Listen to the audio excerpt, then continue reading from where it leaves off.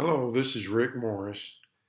This is a series of videos for recovery from alcohol and drugs.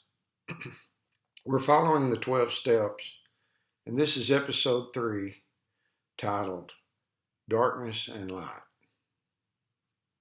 Now, the step 7 reads, we humbly ask Him to remove all these defects of character. And the scripture that goes with that is walk while you have the light, lest darkness overtake you. The one who walks in darkness does not know where he is going. John 12:35. Now, let me ask you a question, and I'll pause and get your answers, and then I'll give you my answer. What does walking in spiritual darkness look like?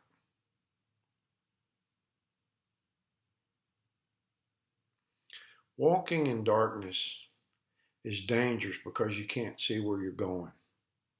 When we walk in darkness, we stumble over things that wouldn't be a problem in the light. We fall down in the darkness and we grope around trying to get up. Darkness is scary. It makes us anxious and fearful. In darkness, we can fall off the cliff into an abyss. Now, why is it important to talk about darkness and light when asking God to remove defects of character?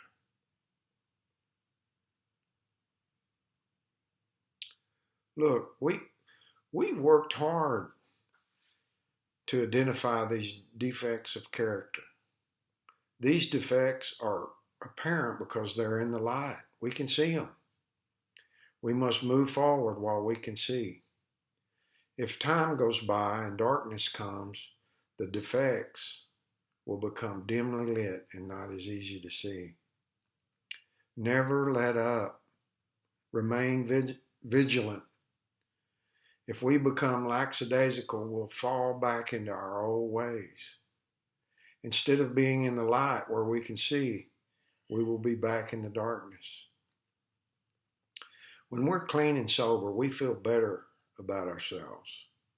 Each day we add is valuable. I look at it as a sack of gold Krugerrands or coins. Every day sober, we put a new coin in our sack. Diligently guard your sobriety. It would be insane to throw away a sack of gold. No one can take it from you. Your sobriety is yours. No one gave it to you. You worked hard every step of the way. You worked hard every day for every step that you took. Now, tough times come along. There are plenty of storms in life. Have you ever had the feeling that nothing ever breaks your way? If it could go one way or the other, it doesn't break your way? Talk about that and I'll pause.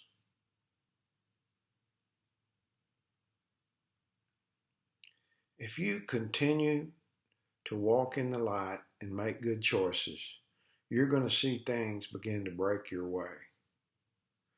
Today, I was doing some landscape work, and after I finished, I put my tools in the back of my truck, but I failed to close the tailgate.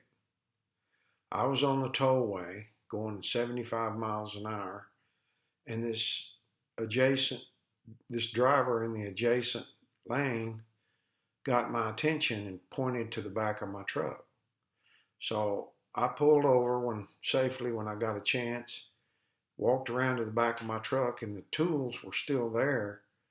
It was a weed eater and a hoe and a leaf blower and broom, but they were dangerously close to falling out on the highway.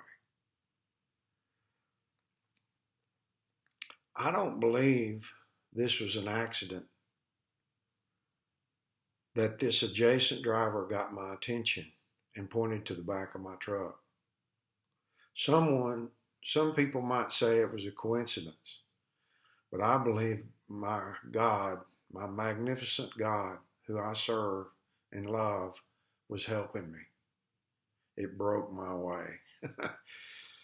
Make good choices, and after a while, you're going to see things start to break your way. We're going to go on to the next episode.